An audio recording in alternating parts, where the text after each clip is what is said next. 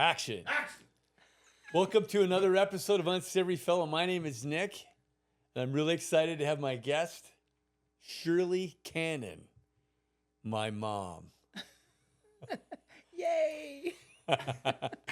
And like I was talking to you earlier, I was saying that, I wanted to have a guest, a female guest, and Dylan and I and Jim have talked about it many times in April. And you and I just celebrated 34 years of sobriety. And I thought, what would be more perfect than to have you on as my first female guest since we just got our 34 years. And I was thinking about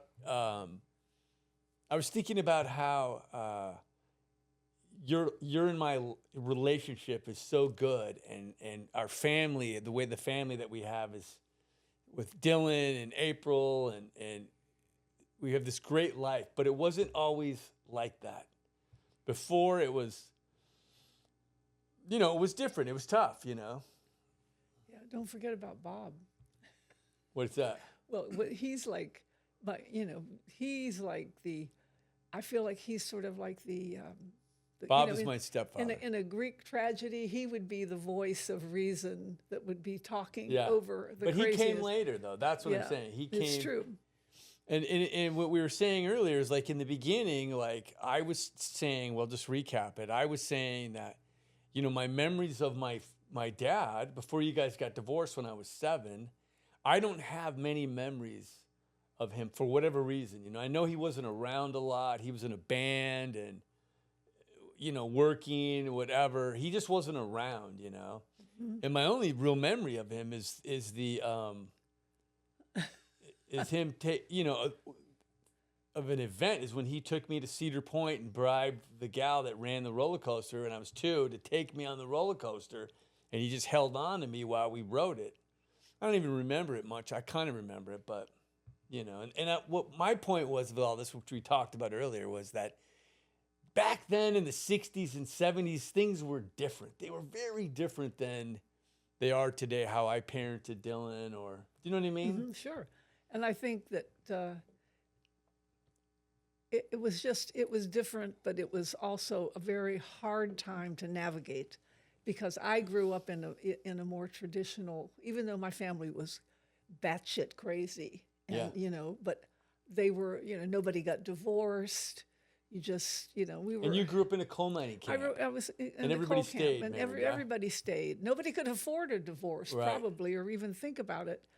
And, and nobody thought of anything about drinking. So that part was of the 60s was really easy for me, because I grew up around people who drank. Right. But, so it was hard, excuse me. It was hard for me to be divorced, to be, to raise a child. I didn't know how to raise a kid. Yeah.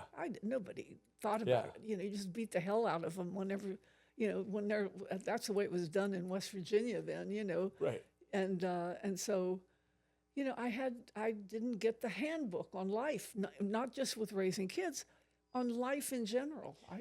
And you said something. You said you always found that, like, because I have this memory, like I said, when I do have great memories. I remember everything once my dad left for whatever reason. Once he was gone, I remember it sort of starting with you taking me to McDonald's. I remember it was always on Friday nights, Mm-hmm. and I remember this sort of this excitement in a weird way when he was gone, that it was just you and I liked that.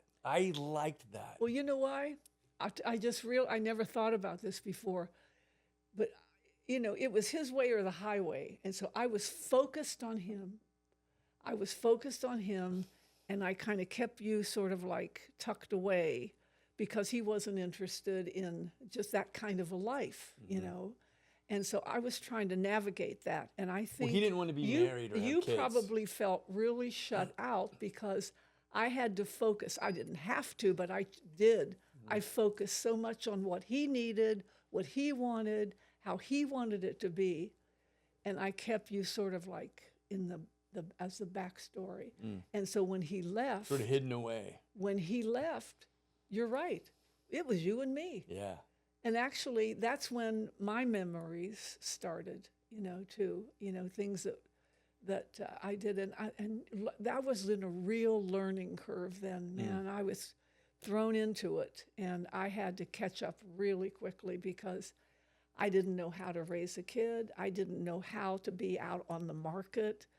Yeah, because you said you were looking Looking for a man. I was looking for a man because I wanted you to have a good father. That's one thing that I learned from that marriage. I wanted you to have a good father, and I got lucky. But which is funny. I didn't want a father. No, you didn't. I didn't want that. Yeah. Because to me, a father represented sort of this authority, Mm-hmm. And I felt like when it was just you and I, like you said, you were always trying to keep me happy, right? Because of the divorce. And have you have a good life. Have a good life. Be an astronaut. Yeah, I remember that was the goal, right? To be an astronaut. Jim, you probably wanted to be an astronaut. Oh, yeah. That was right. Everybody did back then. Did you, Sean? Oh, that's right. See, but cop, astronaut. Space. Cop.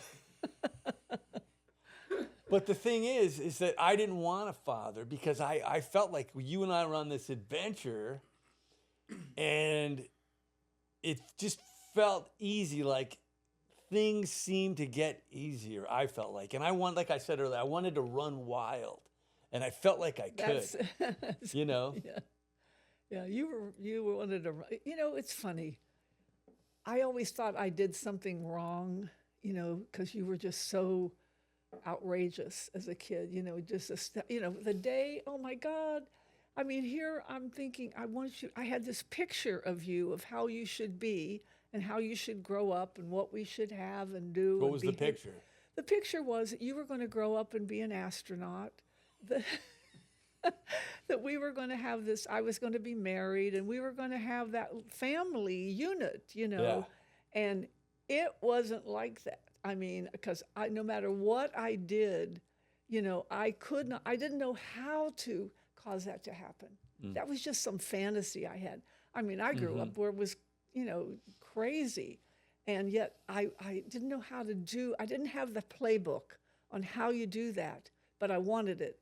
But then I would do things that would happen, like I bought you a chemistry set. That was good because you liked that because you could just make things explode and do that. But we had remember we had that basement of that house that we rented? And do you remember my animal collection? the animals. But wait, I have to tell you though, the day I bought a clay set, I wanted you to be an artist, that I hadn't become yet, but I knew that if I gave you clay, it would be good for you. And I go downstairs in the basement, and there I looked, and you had the clay table on, and it was this penis standing up that was about this tall, and next to that were these mountainous tits. Yeah. Just sticking up with big tits. Big tits with big nipples. And I just looked and I thought, I don't know what I thought, but I knew I was doing something wrong. But you didn't say anything. No, because I don't care. There's a part of me, I think, that I didn't care. I remember the I think I was afraid to say something because then I'd have to really think about it and wonder what was making this boy do this. Well, you know what's kind of weird about that? I think Jim and I have talked about this. As I think at an early age, because when you bring up that I made that giant dick and the big tits out of clay, I remember it was out of a block of clay. Like you had like a block of clay, and I remember the dick had a giant vein on the shaft. It was these big balls. It was actually a good sculpture. Oh yeah, and the tits were like perfectly, big and round. But I remember, I was telling Jim, I was like I think I was sort of, I was sexually, what do you call it? Not active, but interested early, very early, because, remember when you'd be out trying to find a man, I had babysitters. Remember? And I don't know if you know this, but I had this one babysitter. I'm not going to say her name, right? But you liked her. I really liked her. Oh, God. And you would go out, and she I had G.I. Joes. Dylan, you know what G.I. Joes are, right? They have those still? Not that. I had a G.I. Joe. I don't remember. See, They have I'm not cooler the only stuff. one that forgets childhood still.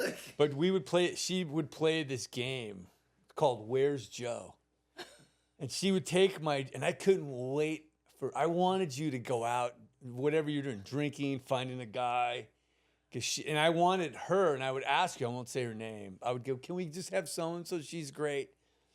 Because she would come over and we'd play "Where's Joe," and "Where's Joe" would be she would take G.I. Joe and she'd hide it down her pants. Oh, Jesus. And then I'd be in my room and she would lay on the floor by the front door like this in our little house, our little, where we lived, that little tiny bungalow house. And she'd lay on the floor and I'd come in and she'd call me. She'd go, "Where's Joe? Where's Joe? Come find Joe." Oh, Jesus. And I'd come and I would just feel all over her body, her tits. But I remember then she would have the little G.I. Joe with the Kung Fu grip, his hand just sticking out, just out of the top of her pants. And that was the best. And I could go get Joe. And so I was like really, I was really young. Listen, and the thing that I always thought about, my God, you were in grade school, and that girl, you got a drum set at Christmas, and they let you play the drums for some school program. Yeah, I played the drums. And then this one friend of mine, Jackie, said to me, you were up there playing the drums, and she said, "He's cute, Shirley, but why would a girl take 30 aspirins?" Remember that one Well, that girl? was way later, though. But- That was, yeah. I was like, But I'm talking about when I was in elementary school. Before that, I wasn't even. That was. that was in Bretnall. I know it was You in were Bretnall, little. but I wasn't. I'm talking about when I was really, why I was saying like, because there was that one babysitter though. I don't know if you know this, but she, after we do "Where's Joe," like you went out on one of your dates or whatever, and she all of a sudden one day she goes, "No, we're not playing," and I go, "Why?" And all of a sudden there was a knock at the door, and she goes, "It's my boyfriend." And she opened the door, and it's this guy, Mike. She was like in high school, but Mike was this dude. He had this big mustache and this like sort of curly Peter Frampton hair. And he goes, "What's up?" He goes, "Is this him?" Like that. Oh, God. And I was like, what the hell's going on, right? We were just going to play "Where's Joe?" And now she's got this guy, this boyfriend, who's in his 20s, right? Because it was different then. Yeah. And then he goes, "Get out." This is the middle of winter, right? Fucking Cleveland. It's like 30 below, He right? tells you to get out. He tells me, he goes, "Get out." She goes, "You need to go outside." And I go, "No." I go, "I don't want to go outside." She goes, "Get outside," right? And they bribed me with a cigarette. She goes, "I'll give you a cigarette if you go outside." And I go, "All right." So I took the cigarette. They gave me some matches, and I went out there. I had my jacket. I remember I lit the cigarette, and then I smoked it, and I was bored, and I started looking around the house. I was fucking freezing. And I crawled around to the side of the house, and I looked in the window, and I could just look down on the couch, and I could see her laying on top of this guy, Mike, and they were grinding away, right? Playing "Where's Joe?" Yeah, he's playing "Where's Joe?" And I'm looking, right, and I could see him squeezing her ass, but he was missing his middle finger. And I'd never seen that before, this amputated finger, and he's just going, squeezing. You could just see his nub, right? And I was watching it, and all of a sudden they got up. And there's a few moments, and all of a sudden the door opens, and she goes, "Okay." She goes, "You can come in now. He's gone." And I didn't see him go out the front door, but I thought, well, maybe he went out the back, and I was scared to go in. I've never told you this? So I was afraid to go in, and I kind of like hesitated, and she goes, "He's gone. Come on in." And as soon as I stepped in, he fucking kicks the door. He was behind the door. He closed the door, and he grabbed me from around the neck and threw me up against the door. He goes, and he must have saw me looking, and he pulls up his nub. He goes, "Oh, yeah?" He goes, "Is that what you're looking at?" He goes, "You want to see it?" He goes, "Well, how do you want to see how it tastes?" And he jammed his nub in my mouth. Oh, my God. And threw me, and, You know,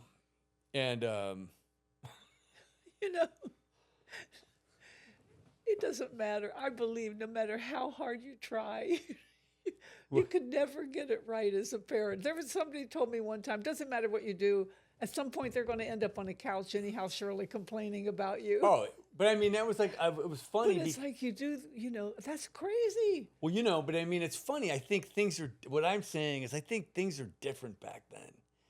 I don't think that, I feel like to me in the 70s, wouldn't you say, Sean, it was a different time. Yeah. I mean, you know what I mean? We kind of there's cameras everywhere.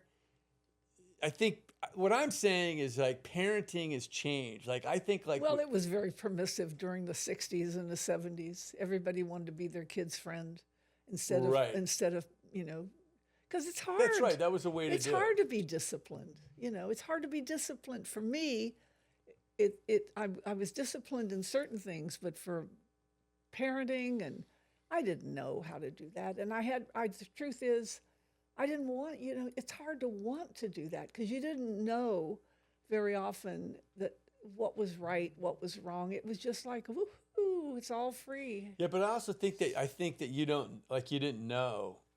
You know what I mean? I didn't know. I think like you come out, like you said, you want to be you're friends with your kids. But like in the 50s when you grew up, right?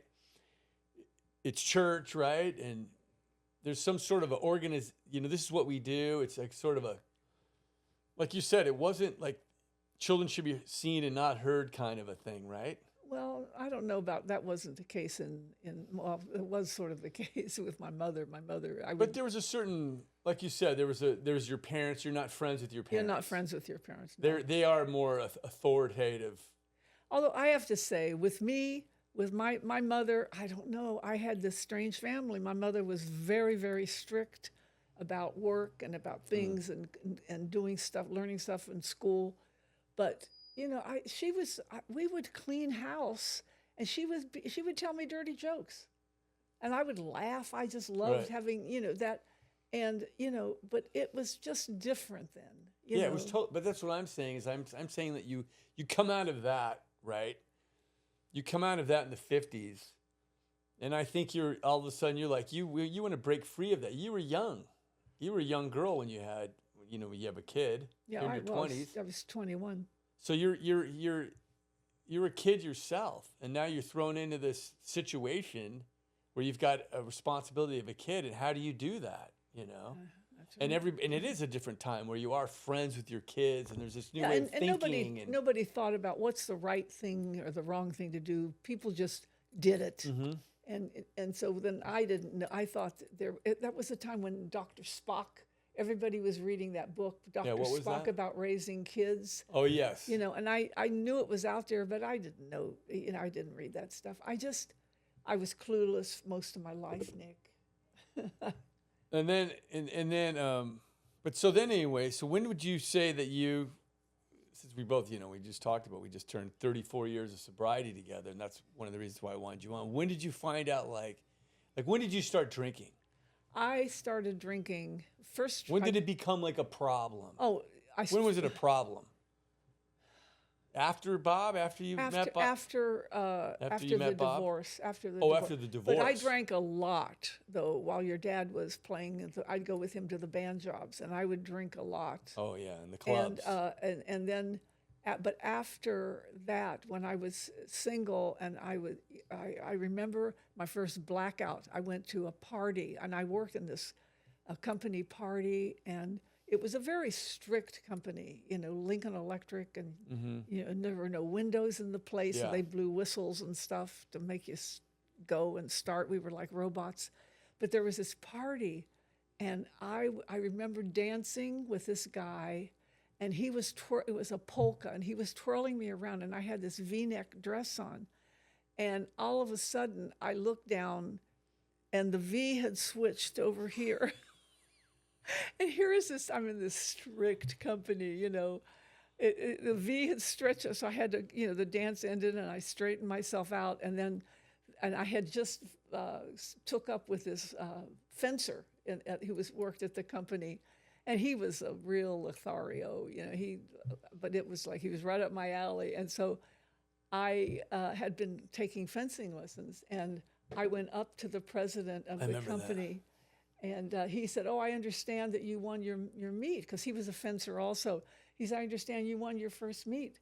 I said, "That's right," and I went like this. I pushed him right in this navel, and it was like he just sort of looked at me. I don't know. I started, and I was drinking so much that night I didn't remember how I got home, and I didn't know what a blackout was. Yeah, yeah. I just couldn't remember, and so that's when it really started. So then we're going along, right? And we meet Bob, right? And what year was that? So wait a minute. So my dad left at 7. I was 7. Yeah, You guys got divorced, and then you met Bob because you guys got married. I was married to that young guy that I was dating that young guy who. No, I know, but you met but Bob. I met Bob. A couple years later. I met him in '72 because I met him and married him within 6 months. Right. And that's how we got out here. And see, because I was going to say, like, again, like I remember for me, I thought that 2 years, I didn't want you to get married. Because even early on, I wanted to have a good time, and I felt like that was going to, that was going to cramp everything. Who was this strange guy coming in? Well, take like even the guys you were dating, I didn't want that. I didn't want you to find anybody. Yeah, but with Bob, I think, because I wanted out. I wanted somebody who was, and I knew he was nice, and I knew he liked from family. Santa Monica. And he was from Santa Monica, and he came from a big family, and he liked family. And the first time, we went somewhere to camp, to go camping, he said, tell Nick to bring one of his friends along. And I mean, it was so amazing to me that there was a guy who wanted to be with you. And that was like magic words to me. Do you know what I'm thinking of camping? I'm from West Virginia, Do you know what I'm thinking of camping? So we move out here. And I just thought of this camping story. So then you remember this, and then I just got kicked out of high school. And you were fucking pissed, right? You were so pissed. And Bob was always still like, he was always the calm one. He was always even, and he always wanted to give me a chance, like give me another chance.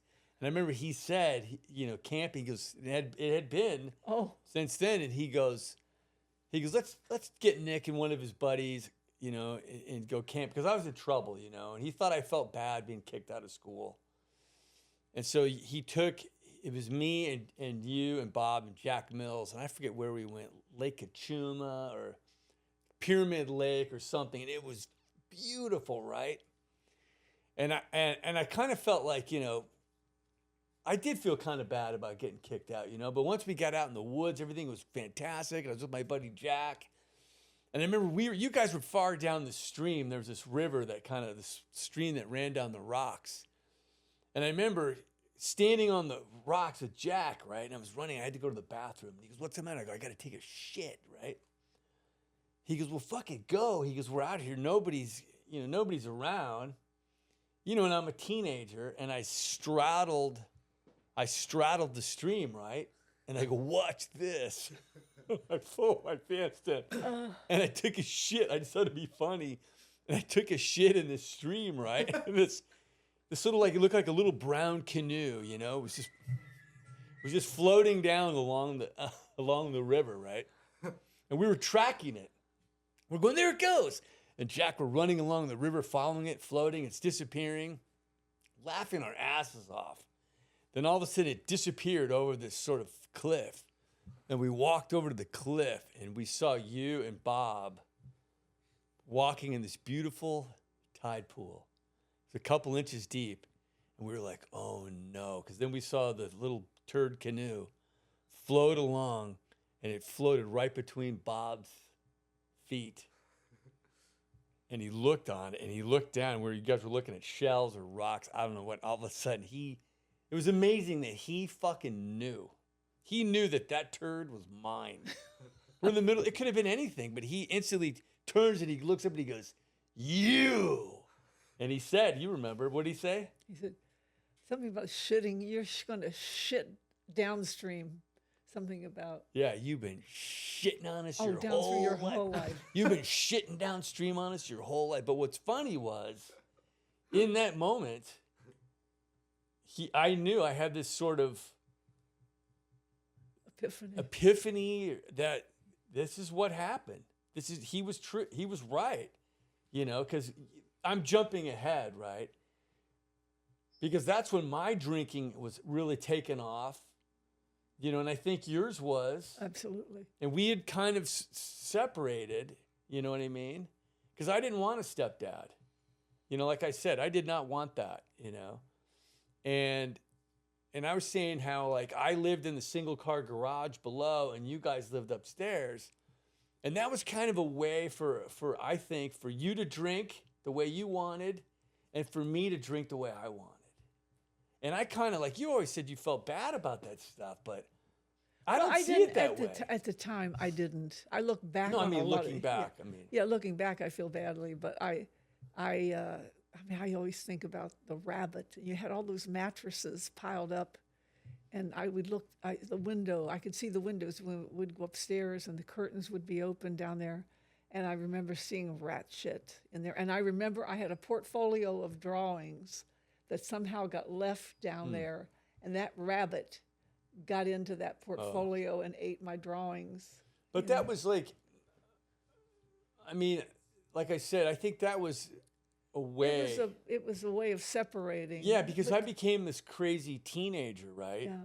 And at the time, Bob was trying to get, I think, looking back, I go, Bob was amazing, right? He did, but he always said, I'll figure it, meaning me, Nick will figure it out. Which was kind of like the parenting friend thing, But he had that. He didn't, see, he grew up the same time that I did, but his mother and father, his father was much older. Yeah. And his mother was this nice lady from Mexico who, they didn't tell him what to do. No, he raised himself. He raised himself, And I think that's why he let me do that. Yeah. Which to me, I look back on it and I go, I have zero regrets, as you know. I always tell you, don't feel bad about it. I wanted that. That's what I'm trying to tell you right now. It's like I wanted to. As soon as I turned, I could far back as I could remember. I want to do what I want to do. And, I wanted to just fucking run wild. I didn't want to go to school. I didn't want to do any of that shit. But you said, if you're not going to be in school, you got to have a job. That's right. And I learned how to work. I worked. Yeah, but you said, when I said that, and you said, who says? Oh, that. And I said, your grandpap Litton, your grandma Litton, and I say you have to go to work. And I kicked you out. Bob didn't. Yeah, you always kicked me out. But I think but I also think if you're bringing that up, that was one of because we have some questions too that people wanted to ask us, that people put in the comments on Instagram. But I'm going to say that, because I think your drinking career took off. Just to speed it up, my drinking career took off, right? I was doing drugs. I was living in the garage.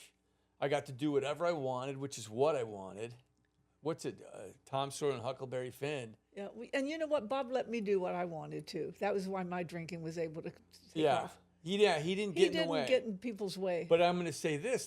The best thing that people always ask me this about their own kids, which is when their kids are getting wild on drugs or booze. As I coached, a lot of the parents came back to me that had kids with drug problems, and they'd say, what do I do? And I would tell them, kick them out. You can't live under this. These are our rules under this house. You can't drink and do drugs. And I think the best thing that you ever did for me was to kick me out. And there was a couple times where I lived in my car or my truck for a while. And it's hard to do that. And and that's the thing. Like if somebody said that to me about Dylan, I don't know that I could do that. But see, I think that my parents were the kind of people that got instilled in me. You were tough. You were very tough. I loved you very much, but there was part of me that I thought that I think it was also, I just wanted you to be a certain way, and I wanted to drive you toward, because I didn't know how else to do it, because that's what was done to me. I was just told, you better do it, girl, or you're in big... But but what's scary was, which is true as a parent, like I couldn't tell Dylan, I know I wouldn't be able to go get the fuck out of here and throw your, you know. I remember, you know, Ray Garcia and I coming home one day, and we were walking down the street. We lived in that second-story apartment, and all of a sudden he goes, "What's going on?" He goes, "What's your mom doing?" You had all my clothes, and you were throwing them out. Get your fucking ass out of here. Clothes were just flying out the second-story window, and I'm picking them up, and we're yelling. I'm going, "Fuck you!" And you're going, "Get out of here, you son of a bitch!" I didn't know what I was doing, but God knows I tried. But you know, and it's funny because I'm telling you, it took weeks, but I'd go live in whatever. I had a van, or I had that '57 Ford truck or whatever. And I'd be living in there. I remember the van had the windows busted out. And I'd be down at the beach in the beginning going, "This is the life. I don't need anybody. I could just live at the beach and surf in my van." And then I remember the rain coming in, and I was like 2 weeks in the van. And you start to think, you know, you start to go, fuck. You know, maybe it's me. I can't take it. And I'd come home and apologize. Well, you know, that day that I kicked you out, and I saw this old truck. Well, that was you in the left Ford, the old truck with you in driving the wheel, and sitting next to you is your dog Hank, and I could see Hank's little head sticking up, and you know it was hard. But I remember when you called saying you wanted to come home, I remember Bob says, "Well, you're going to have to ask your mother." That's right. Because. But I mean, that's the thing. I think is the thing about the parenting. It's the funny thing, you and I always talk about S too, right? Yeah. So you were going to S. Do you guys, you know what that is, right? Do you know what that is, Jim? Yeah. I was going to anything that I thought could fix us. Earhart Seminars training. Earhart. So it was Werner Earhart. Werner Earhart. And it was this sort of new age. It was actually the first of that kind of yeah, thing. it absolutely was the first. But it was sort of the new age self-help. It was looked at as a cult, you know, and it got a lot of bad press as far later on about that. But you and Bob were going to S. I loved it. Yeah, and you loved it. So, and here's something I thought of the other day. I thought, like, but if you were to look at me and you, I don't know, maybe I'm right or wrong. You could tell me. But I always felt like you were searching Exactly. for something, and I was always running from something. Yeah. I was searching, and if I'd find it, I'd try to cram it down your throat. And I'd search because I was clueless. I had no idea how to live life. I did not know how to do it. I knew I wasn't doing it right, but I didn't know what it was I wasn't doing. Yeah. The only thing that I ever feel like I did right is when I hear think about the wind in the willows. And I used to occasionally would read to you, and I remember we read that book together, and that's still to this day so meaningful to me, because my intentions were good, you know, and I think with most parents, their intentions are good, unless they're so fucked up they don't know what they're crazy. People want to do the best because people love their kids, and we are so broken, I think, as human beings, and I just didn't know how to do it. And I looked my whole life trying to fix it so that we could be happy, and that I could make something happy for you. And I had no idea how to do it, but I was sure trying. I was bouncing from S, and I would go to therapy, and I would go, going to be a Catholic, going to be a Jew, going to be a Buddhist, going to be, whatever, and I would do it 200% for 6 months, but I did it 200% and try to get you to do it, try to get you to, fix you. And I did not know what I was doing. And I think a lot of times, I don't know if that's so much today. I think people are so much smarter today. But at that time, and I wanted to be an artist. I wanted to have a life, and I didn't even know how to do that, except for Bob. Well, I think too, I think there's You know, like I said, you were searching and I was running. Yeah, that's you a know? good. Actually a good analysis. And for me, like I had Robert Russell on here the other day, and he said something that was so true. He said that drugs and alcohol saved his life. And I believe that, I believe that 100% because I always say if I had to stop, if I ever slowed down or stopped, and Sean and I were always running and doing drugs together. And even if he wanted to go to bed, he'd say, I'm done. I'd go, I'm not done. Because I look back on it now and I go, I felt like that if I stopped, I'd have to look at, I was ashamed of myself, because the truth of the matter is, if I'm honest, I got kicked out of 3 high schools. I went to the last high school I went to was your high school in Morgantown, West Virginia. And I lasted 2 weeks there. And so for me, I had a lot of shame. I thought I was stupid. I was a bad kid. And if I hung around my friends who were doing the same things, I could forget about that. I didn't have to look at that. And I think that I always felt like for you were jumping around to, you said. And I would stay home and drink. Yeah. I would drink, And I could drink down in my garage, in the garage, Mm-hmm. And then I could come and go as I pleased. And we didn't have to. Because I felt like a lot of times when we met, because you were drinking and I was drinking, and it was like fireworks. Yeah, I really didn't. This sounds crazy, but I'm telling you, I never connected it. Because you were such a good liar about what you were doing. Oh, the best liar. And I didn't know that you were drinking and using that much. I just thought you were just a liar and a cheat. And I was. And just a big fuck up. Oh, yeah. And I just didn't know what to do. I didn't know what to do about And it. And then I didn't know what to do about myself. I didn't even think I needed fixing. But that's why I'm saying I think there's a time, and especially in my teens, we were separate, right? You were up doing your thing, becoming an artist, drinking. Bob was trying to get his PhD. He finished, yeah. Right? And you guys were slammed doing your own life, and I got to be over here, and we got to be apart through those years, and I got to run wild like I wanted. Yeah, it's. And then you moved to Arizona. Yeah, and it's hard because it was a time for women when you really wanted to make something of yourself. Yeah. Even my therapist at that time would say, you want to make your mark, and I did. And it's hard to do that and to raise a kid and to be married and, because that's no matter feminism or not. That's what women, that's the kind of woman I was. I had to do it all because that's how I was raised.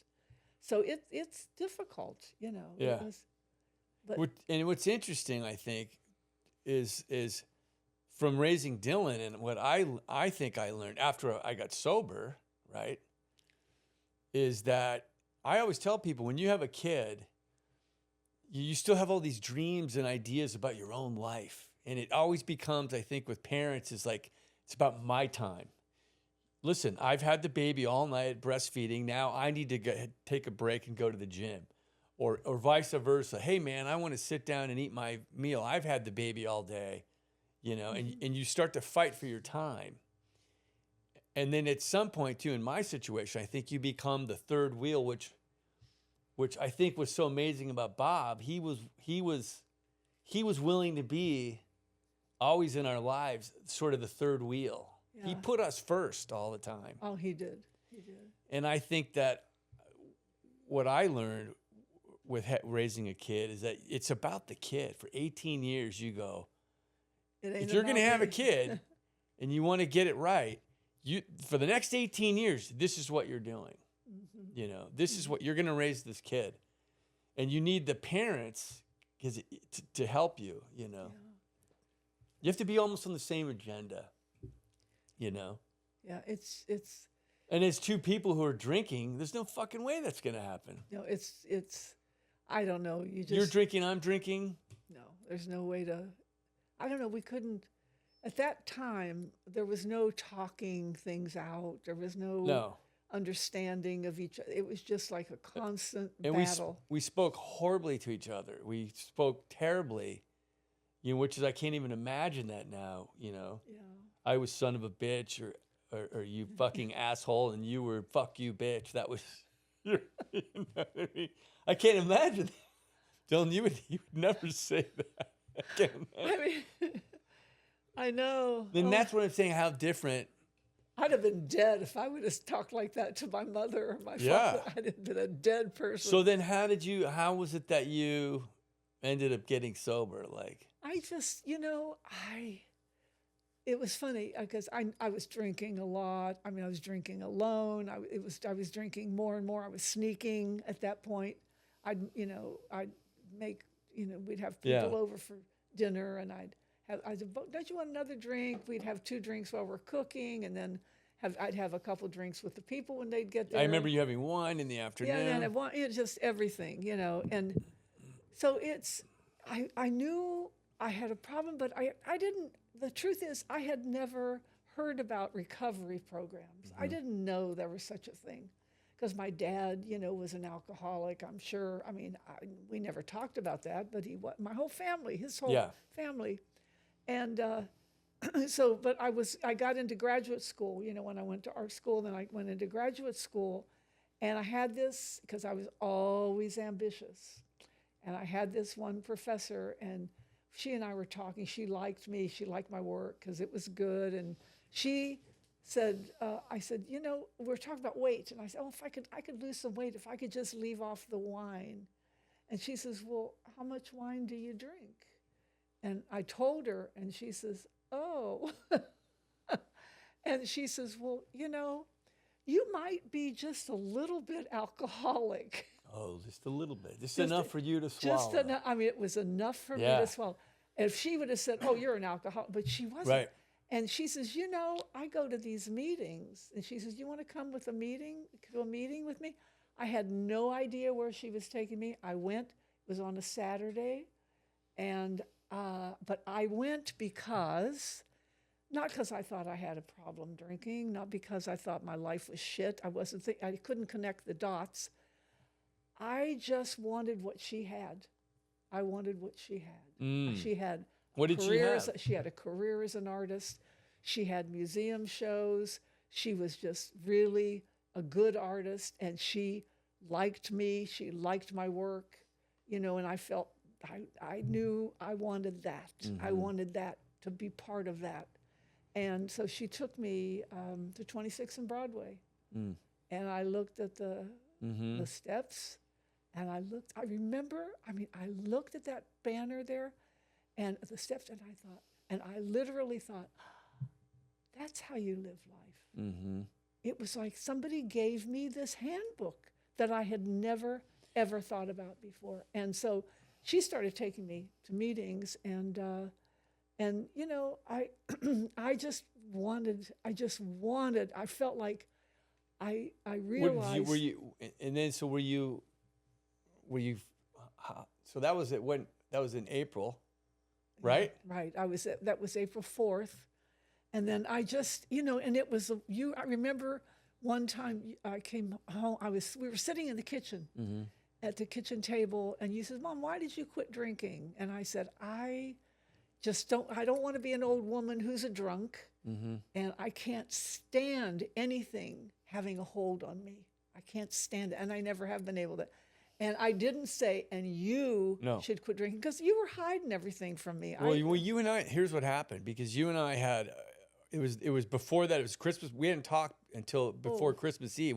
So it had been months. Yeah. Because I got into a physical altercation with Bob. On Christmas Eve. And we almost knocked the Christmas tree down, and you guys screamed at me, get out, don't ever come back. Oh, and you weren't there for Christmas morning. It was so awful. Right, and so we didn't talk for months, and then I had gotten kicked out of Sean and my buddy's house, and I was in my car, living in my car again. This time it was a 70 Chevy Impala convertible. And who can I call? But and I was at the boathouse, and what's funny is, I was down on my luck.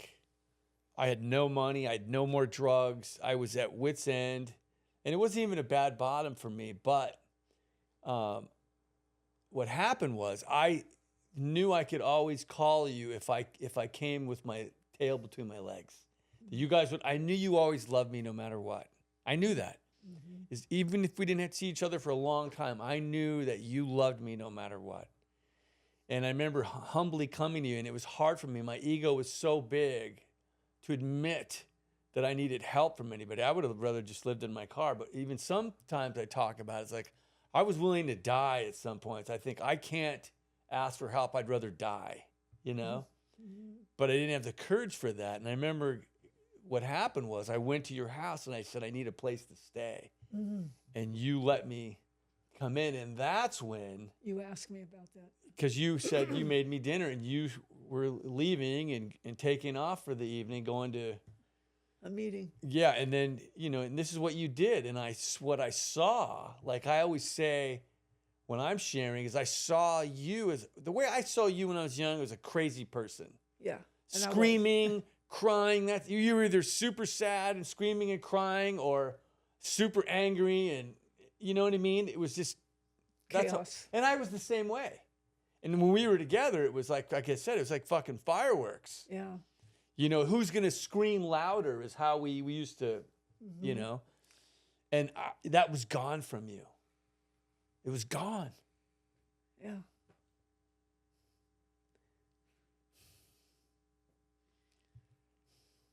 So then, That was what the miracle was for me.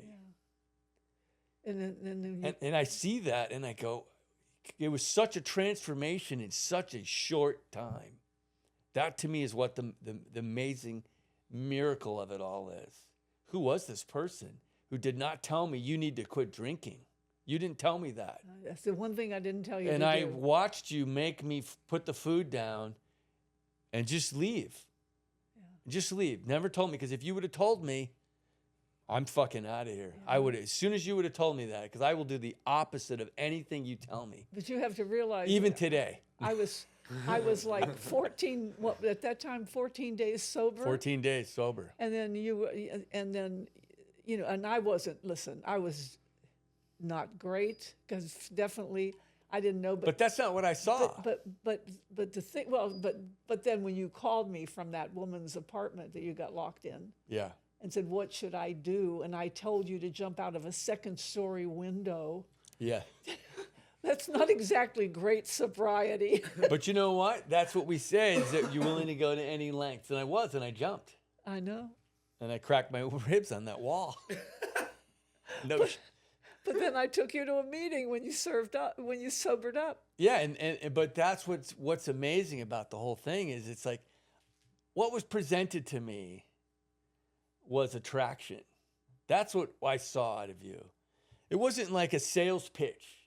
It wasn't some sort of religion. It was a transformation that I saw in you, which was fucking remarkable. I didn't know everything. You didn't have to, but it was you didn't have to say anything. But the thing is, I wasn't trying to know everything. No. Because I knew I was hanging on. I knew I had to do this. And it was amazing because I always say we talk about these, seconds and inches, right? A lot of people had tried to get me sober before and said they were going to pick me up. And I'm out the back door. I'm gone. Oh, I'll be ready at 5 o'clock. Take me out. Let's go. Bernard or whoever, I've said it before, and I'm gone. And the seconds and inches is that, well, the funny thing is we talk about these God shots. I never knew where I was. I didn't give you the address of that apartment. I didn't know where I was. I told you around where I was. I thought I might be. And I ran out, and at the same time, you pulled up in the car. Right. And I always say the person I got in the car with, it was not my mom, It was a different person. And I'll tell you, something I will never forget. When I took you to that meeting after you sobered up, and we're sitting there, and I'm telling you, this is the gospel truth. It was like I'd been searching, trying to fix, didn't know what to do. And you and I sat there in that meeting, and there was this guy, Bill. I remember he was from Texas, and he was the speaker. And I'm just sitting there listening to him, sitting next to you, and I felt these arms just kind of go around us. And I heard this voice that said, "It's going to be okay now." It's like, boom, I could hear it. And the only time I've heard that again is one time I was riding in the car with this famous Korean artist, and I just, I wanted to be a famous artist, and I wanted to be like him, and they were taking me down to Koreatown because everybody knew him, and they were going to make this special wine just for him, and he said, "Oh, you're going to have some. You're going to, And I said, "Oh, I can't." And I was like, a month sober probably. Mm-hmm. And I said, "No, I don't drink." And they kept saying, "You got to have some." And I finally said, "Oh, well, maybe I'll just sip. I'll taste it." And that voice was in my head, and it said so clearly, "You're going to lose everything." Mm. And I'm telling you, I think about that. I think about my life then and the way it is now and what I would have lost. Mm-hmm. It's just, it's like, it's a gift. It's a gift from God, and I'll take it. Tell me, since you brought that up, tell me about your life now, what it's like now, what you're speaking of, this gift from God. Tell me. I mean, I feel like I have so many. First of all, you were a gift in my life. I don't care what the marriage was. I don't care. You were like the greatest gift in my life because I learned how to love, because I don't think I knew how to love. I didn't understand that. But my life today is like I'm an artist, and I've been really and I don't even have to try that hard. That's the thing I realize. I've had gifts from God forever, and I've had I just make the work, and the shows come. That's just the way it is, and it's always been that way. Just when I was,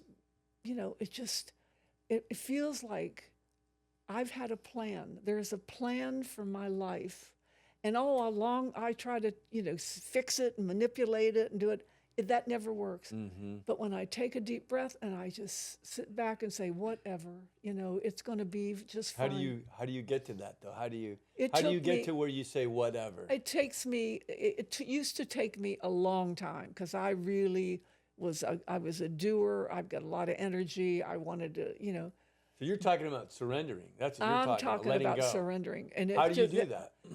Now it's a lot easier for me now. Now I go along and all of a sudden I feel so uncomfortable, like I feel miserable.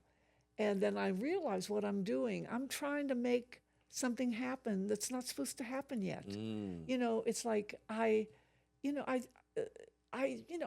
going to be 85 years old, and I'm thinking, why the fuck are you still worried about whether or not you're going to have another show or what's going to happen? You want David Hockney's career, and you don't even like his art, But I like his career. So you're talking about the outside stuff. I'm talking about the outside. I want that because my work is important to me. If I don't make my work, if I'm not either writing or painting, I start having dreams. I have these horrible dreams about being lost. I've always had them. I go along, I'm running through backyards, and there's dogs on chains, and I can't find my way, or I'm in some big... So how do you find your way? And so what I do is I just recognize that I feel miserable. I'm so worried it's not going to happen, and I can't fix it. And then I remember, but I'm a slow learner. What is it then? What is it that you remember? I remember that I just have to say, God, I don't know what I'm supposed to do. Just if you want me to progress in my career as an artist, then you got to make it happen, because I don't know what the fuck I'm doing. I don't know how to do that. I know how to make the art. I don't know how to do the business of art and all that. And I've been blessed because it's come to me. It's like when it's supposed to happen, it's like, So what's your life like now? My life now is fabulous. I mean, my life is hard.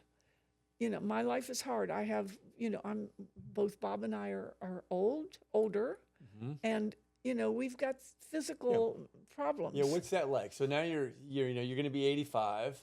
How are you dealing with being almost 85? What's your thoughts on being almost 85? Sober? What do you, what do you got to say? I know that if I weren't sober, I don't know what the hell I would be. But I know one thing is I believe that, just just learning about life and like learning, being sober and practicing doing the right thing and learning and growing. I hate it if my body starts failing me and I'm lazy about that stuff. So it comes with the territory. So I'm getting better you have at to that. accept that too. That's acceptance. And it's just, and I think, okay, what can I do? What am I willing to do? Right. And I do it and it gets better. But my life today is, I feel I'm grateful. I'm grateful. I am like, my brain is sharp. I mean, don't you talk about that birthday card I just gave you. Oh yeah, her brain's so sharp that she just wrote me a card for my 34th AA Telling you sober how birthday. wonderful you are. And she started off writing this card to me, and it said, "Dear Mom." Super sharp. And when you read that to me, I said, "Give me that back so I can fix it."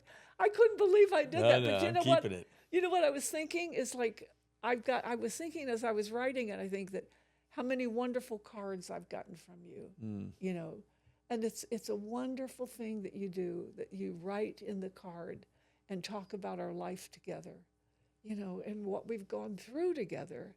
And it's like, are you kidding? I've got a grandson who's never seen either one of us drunk, you know. There he is. And it's just like, oh my God. And I know, I was Sober daughter-in-law. sober 30, daughter-in-law, almost 39 who's years funny as hell, you know, Super and funny. beautiful, and you know, and Hot. is kind to me, but Who loves you to? Yes, you're her best friend. yeah, and you know, it's just like, I'm just grateful. I'm just grateful that I have a life surrounded by people. You know, Bob can have his problems, I can have my problems, but you know what we know is we know that, you know, Nick will be coming over, April will come over. April sent a picture yesterday of Bob in the pool at Palm Springs last year, you know, and he's in a big funny, one of those floaters, inner tube floaties, and he looks wonderful. He's got his hat on and he's smiling, and it was just, I think about that and I think, you know, I don't care I don't care where I live. I like where I live. I like making it beautiful because I like beautiful things. But hey, I'm from a coal camp in West Virginia. Shit, I can live anywhere, and any place I've lived, I've made it beautiful. That's right. And as long as I've got you guys, you know, and we, you know, it's just like when Dylan comes over, it's just wonderful, you know. And when we see April and she teases Bob, but you know, and then you come over and I think how lucky we are, because there was a time when I kicked you out. Well, and you know, it's funny what you just to wrap it up. I love is from a coal camp in West Virginia to this huge life. That's right. Of gratitude you've had, you know. It's a miracle. It's a gift. Yeah, you know, it's and I nothing just but. have to tell you one thing. When I was living in Tucson and I went to a psychic, because I'm very shallow, I was very shallow about that. I go to this psychic and I went to her, and you know, all I cared about was my career. And I took a picture of you and I laid it face down, and she says, so I says, well, tell me about my career. I want to know what's going to happen to my art, and you know, where am I going to end up, and so forth. And she says, I don't know about that. She says, but I see you by the water in a very sort of a tropical place, and you're standing on the beach in a big circle holding hands with people. And I thought, well, fuck. And it was like about a year later that you said, Mom, there's this beach meeting down at the end of Rose Avenue. Let's go to that, you know. It's open. You and Bob, you know, we can bring Bob. So Bob and you and I are saying the Lord's Prayer, holding hands on that frickin' beach by the water. And I thought, oh my God, there it is. There it is. There it is. The big life, Nicky boy. I love you. I love you too. More tears on another episode of Unsavory Fellow. We cry on this show. We can't help it. We cry at the drop of a hat. Oh, I love you. I love you That was too, great. honey. All right. There you have it. Hello.